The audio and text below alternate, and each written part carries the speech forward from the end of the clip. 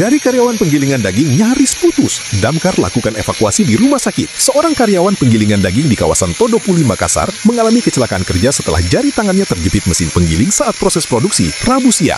Korban bernama Irwansyah tidak dapat melepaskan tangannya dari mesin hingga akhirnya tim Dinas Pemadam Kebakaran dan Penyelamatan Kota Makassar diterjunkan untuk melakukan evakuasi.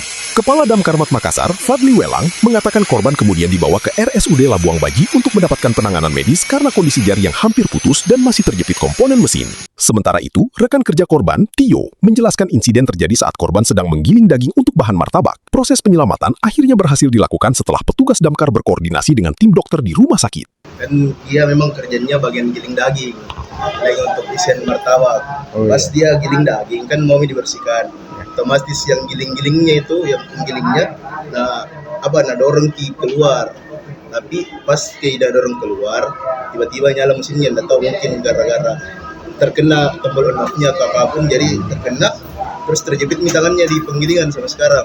Tadi juga pas kejadian sempat juga didorong-dorong keluar, nggak bisa, dia kesakitan, jadi untuk sementara dibawa ke pemadam.